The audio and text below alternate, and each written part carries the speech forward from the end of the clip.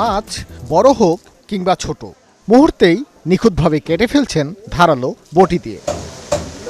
কিন্তু প্রকৃতির বিস্ময় কি জানেন? এই মানুষটি চোখে দেখতে পায় না। পৃথিবীর সব উপলব্ধি তিনি স্পর্শে অনুভব করে। চোখ নয়, স্পর্শই যেন তার দৃষ্টি। জুলহাস মিয়া প্রায় ২০ বছর আগে হারিয়েছেন দু চোখের আলো। এরপর গোটা জীবন যেন অন্ধকারাচ্ছন্ন অধ্যায়। অন্ধ এই মানুষটিকে ছেড়ে চলে যায় তার স্ত্রী। আপন বলতে আর কেউই থাকে না। প্রথম মাছ বেচছি, পরে আস্তে আস্তে আলো নিপে গেল চোখে।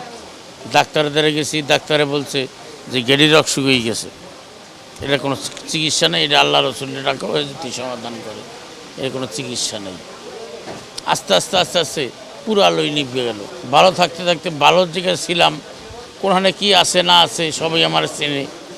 ভালো মন্দ হইলে কয় জুলাত যাইনে যাও না বামে যাও না, সামনে যাইও না, সামনে একটা সমস্যা আছে, এটা দাঁড়াই থাকো।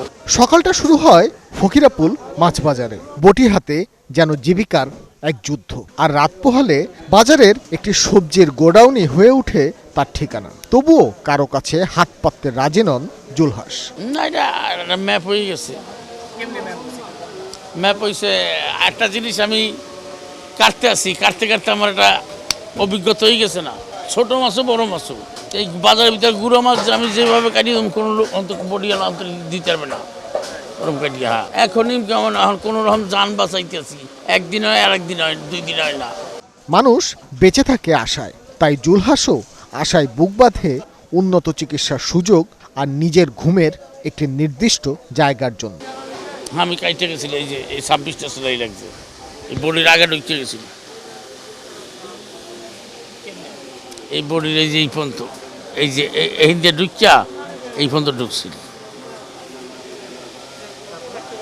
তারপর 6 মাস রেস্টে আসছিলাম। সামনে দিলে বাদ দিতে চিন্তা ভাবনা করতে আসছি, যদি এরকম একটা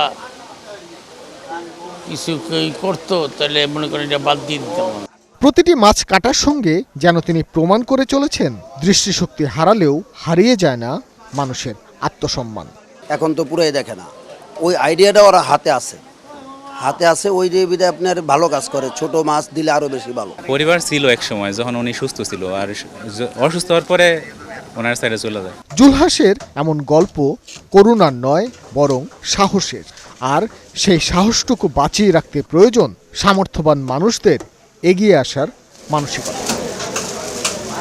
ভাস্কর ভাদুরী, ৭১, ঢাকা।